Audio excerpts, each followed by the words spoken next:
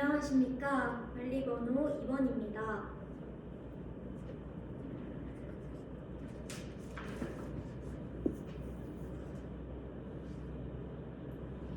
지금부터 수업 설계 조건 답변 드리겠습니다. 먼저 첫 번째 설계 조건 답변 드리겠습니다. 탐구 질문이 사고를 어떻게 확장할지 기대되는 모습을 두 가지 제시하겠습니다. 첫 번째, 실생활 예와 연계하여 생산과 소비의 의미를 떠올리게 하였습니다. 이는 학생이 배운 내용을 삶과 연계함으로써 사고를 확장할 수 있을 것으로 생각합니다. 구체적으로 활동 3에서 생산과 소비의 의미에 대해서 알아본 것을 바탕으로 실생활에서 어떤 예를 찾아볼 수 있을지 탐구 질문을 하였습니다. 이를 바탕으로 학생들이 학습 내용을 실생활 맥락과 연결하면서 배움이 일어날 것으로 기대합니다.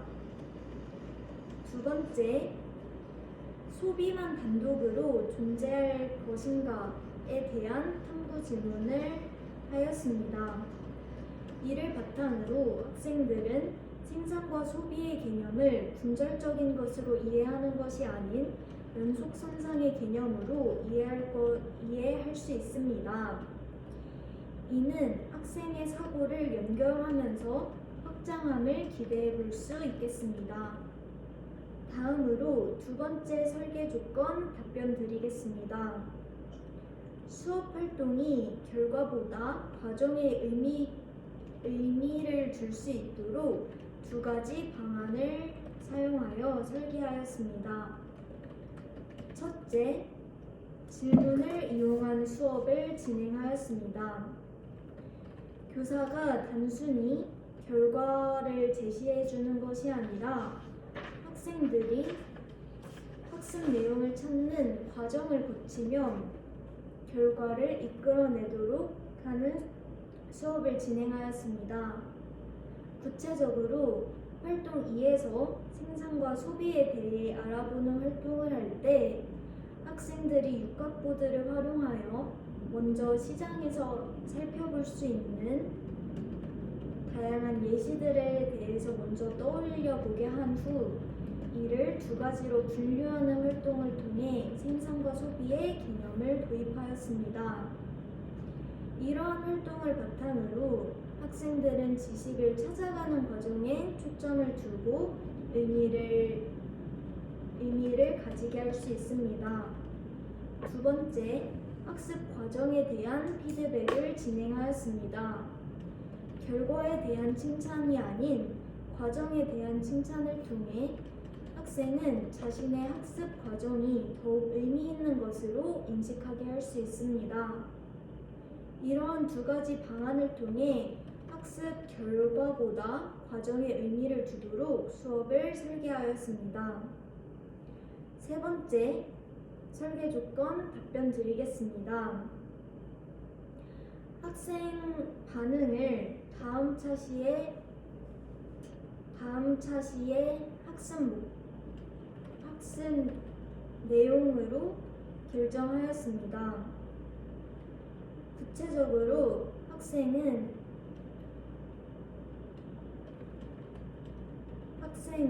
본 차시의 학습 내용에 대해서 질문이 생길 수 있습니다. 이를 조화의 발표를 통해 파악하고 다음 수업과 연계하여 지도하겠습니다. 이를 통해 학생들은 학습 한 차시 수업 내용을 다음 차시와 연결하여서 학습을 진행해 나갈 수 있을 것입니다. 이상입니다.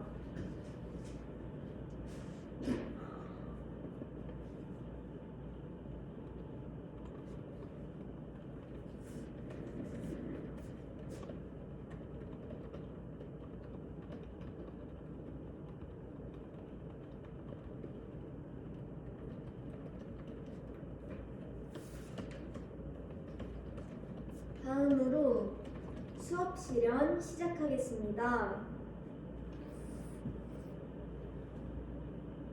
우리 그러면 첫 번째 활동으로 넘어가 볼까요? 쓱쓱! 활동 1. 알아보자 생산과 소비입니다. 선생님이 사진을 하나 준비해 왔어요. 어떤 장소인지 다 함께 볼까요? 이 장소는 어디일까요? 맞아요. 많은 친구들이 이야기해 준 것처럼 이곳은 시장이죠. 우리 그럼 시장은 어떤 일을 하는 공간인가요? 서연이? 서연이가 잘 이야기해 준 것처럼 시장은 물건들을 사고 하는 공간입니다. 그럼 우리 이 시장에서 어떤 일을 경험할 수 있을까요? 많은 친구들이 손을 들어주고 있네요. 우리 시장에서 어떤 것을 볼 수 있는지 한번 다 함께 보드에 써서 나타내 보도록 할 겁니다. 활동 방법 자세히 안내하겠습니다. 첫 번째, 시장에서 볼 수 있는 모습을 떠올립니다. 두 번째, 육각보드에 이를 작성하여 칠판에 붙여줍니다. 세 번째, 칠판에 붙일 때 비슷한 모습끼리 모아서 붙여주세요. 모두 활동 이해되었나요? 좋습니다. 그러면 우리 모둠의 나눔이 친구들 앞에 나와서 육각보드와 보드마커 받아가 주세요.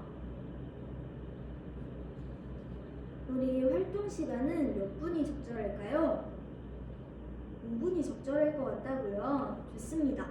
그럼 활동 시간 5분 주겠습니다. 활동 시작해 주세요.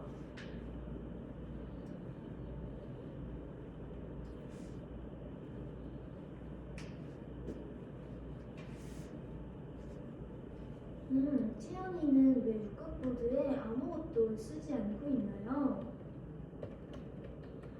시장에서 어떤 것을 했는지 잘 기억이 나지 않는다고요?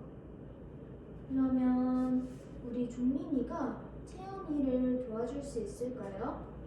종민이가 한번 어떤 경험이 있었는지 이야기를 해봅시다. 그럼 채연이 이제 시장에서 어떤 일을 했는지 기억이 나나요? 좋습니다.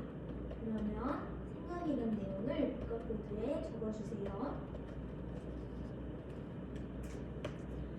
선생님을 보는 눈 반짝! 선생님이 보니 모두 육각보드에 시장에서 경험한 일을 잘 적어준 것 같아요. 그럼 1번부터 나와서 칠판에 한번 붙여볼까요? 마지막 육모둠도 나와볼까요? 좋습니다. 와, 여러분들이 육각보드에 적어준 것을 보니 다양하게 시장에서 볼 수 있는 모습들을 적어준 것 같아요. 혹시 여기 자신이 쓴 내용을 발표해 볼 학생 있나요? 지혜. 지혜는 바다에서 잡아올린 보드먹을 볼 수 있다고 이야기를 해주었네요. 또 다른 의견 있나요? 미나. 미나는 아버지께서 좋아하는 장난감을 산 모습에 대해서 적어 주었네요. 모두 다양한 경험에 대해서 잘 적어준 것 같아요. 그런데 선생님이 보니까 여기 육각보드가 크게 두 가지 갈래의 길로 나눠져 있는 것을 볼 수 있네요. 우리 이렇게 두 가지로 나누었을 때 이 왼쪽 부분에는 어떤 모습들이 적혀져 있는지 한번 다 함께 살펴볼까요? 아까 전에 말해준 것처럼 보드먹도 있고 계산해주는 사람이나 아니면 상품을 안내하는 시식 코너에서 시식을 해주는 그런 사람도 있었다고 하네요. 그러면 우리 이러한 모습들을 무엇이라고 부르게 될까요? 이러한 모습들을 바로 생산이라고 부르게 됩니다. 우리 생산의 의미에 대해서 다 함께 정리해 볼까요? 생산은 이렇게 고등어처럼 자연에서 어떤 것을 얻거나 아니면 장난감처럼 무언가를 만들거나 마트에 시식 코너나 상품을 계산해 주는 것처럼 서비스를 제공하는 것을 의미합니다. 모두 이해가 되었나요? 그럼 우리 다음 갈래도 다 함께 볼까요? 여기에는 어떤 모습이 있었냐면 자신이 좋아하는 과자를 샀다던가 아니면 고등어를 산다 이런 내용이 많이 붙어 있네요. 그럼 이것을 우리는 무엇이라고 부르면 좋을까요? 이것을 우리는 소비라고 부릅니다. 그럼 우리 소비의 의미는 무엇일까요?